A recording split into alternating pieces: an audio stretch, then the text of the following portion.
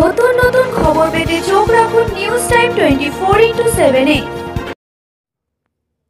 মালদার পাড়ালালপুর ধুলিয়ান ফেরিঘাটে জেটি তৈরি করে গঙ্গার পারাপারে লঞ্চ চালুর দাবিতে আন্দোলনে নামল পাড়ালালপুর ধুলিয়ান ফেরিঘাট যাত্রী অধিকারী সুরক্ষা কমিটি। বৃহস্পতিবার মালদা জেলা শাসকের কাছে এ নিয়ে ডেপুটেশন দিয়েছে তারা।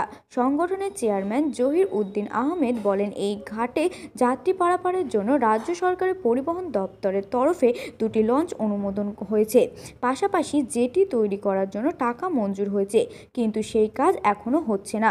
ফলে চরম সমস্যায় পারদেওয়ানাপুর, শোভাপুর, কুম্ভীরা, বাখরাবাদ গ্রাম পঞ্চায়েতে হাজার হাজার মানুষ।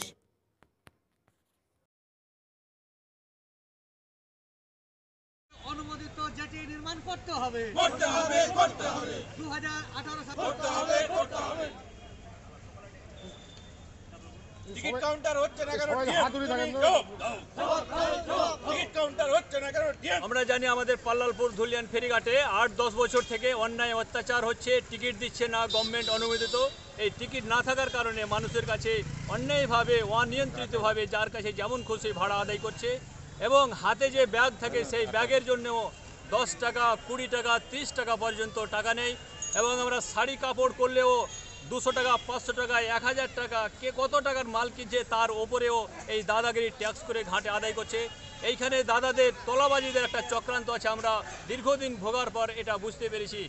আর আমরা এইটা নবান্নে তিনবার গিয়ে 14 সালে 16 সালে আমরা দিদির নবান্নে অফিসে আমরা দরখাস্ত করেছি পাল্লালপুর ধুলিয়ান ফেরিঘাট যাত্রী অধিকার সুরক্ষা কমিটির পক্ষ থেকে। সেই দিদির ওখান থেকে 16 সালে প্রতিক্রিয়া নিয়ে, পদক্ষেপ নিয়ে আমাদের জেলা শাসককে যেটি নির্মাণ করতে বলেছেন এবং টিকিট দিতে বলেছেন, সেই কপি আমাদের কাছে আছে। দিদির প্রিন্সিপাল সেক্রেটারি অর্ডার দিয়েছেন ডিস্ট্রিক্ট ম্যাজিস্ট্রেটকে।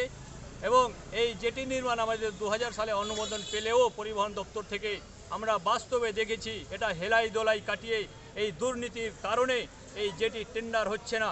আমরা এই সব বুঝতে পেরে